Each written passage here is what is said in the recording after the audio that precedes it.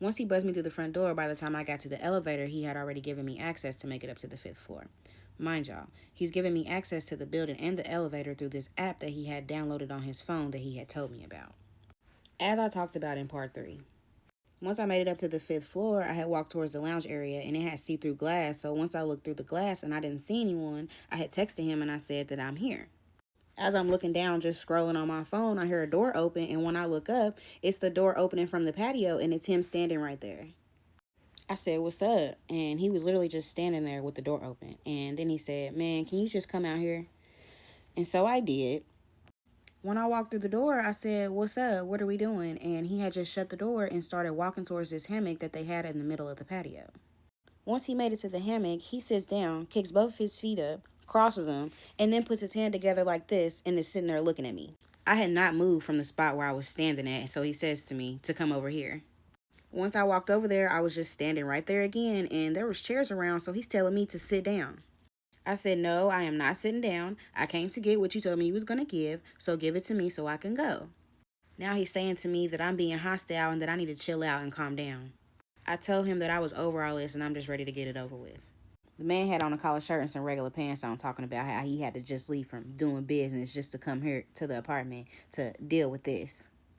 So then he says to me, "The day you were supposed to get your money, you was playing sick." And I was saying to him, "I have no reason to play sick. I really did go to the hospital." This man told me to prove it.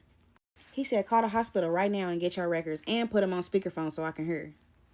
I'm saying, that's weird as fuck. I don't got no reason to lie, so here, I'm finna call him.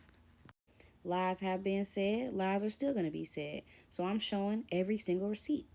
So I went and I pulled my call records just to show the same date, June 28th, the day I went, and then the phone call to the hospital and the duration for 4 minutes.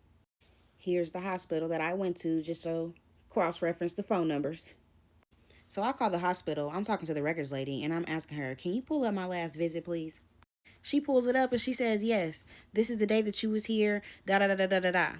As she's talking, saying that, I look over to him. I'm like, can you hear that?" And he's trying to tell me that that was the wrong day and that the day I was supposed to come was a different day. Then he's asking, "What time did I leave from there?" I had texted you and you didn't respond. So I said, "Ma'am, what time did I discharge?" And she said the time, and I said, "Thank you." So now he's saying, "Nah, you lying, nah, you lying." And me and him's going back and forth as a lady sitting there on the phone. She's like, ma'am, you need anything else from me, ma'am?" So then I finally was like, "No, ma'am, you can hang up. Thank you." Once I hung up, I'm sitting there telling him I don't got shit to lie about.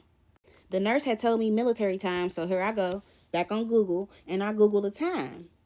Once I had got the time, I pulled up my call log, I pulled up the text messages. I was showing him the timestamps to corroborate with what I was saying and to let him know I really did go to the hospital. Now he's saying to me, "Are you playing games? What are you on?" I screamed at him, "Why would I be here if I was playing games? You just made me drive all the way up this road to sit here and go back and forth talking with me. Give me my shit." Now lower your voice, lower your voice. He raised up at the hammock and he was like, "Man, come on, man." I followed behind him and I said, "Where are we going?" And he said, "Just be cool. We about to go down to the apartment."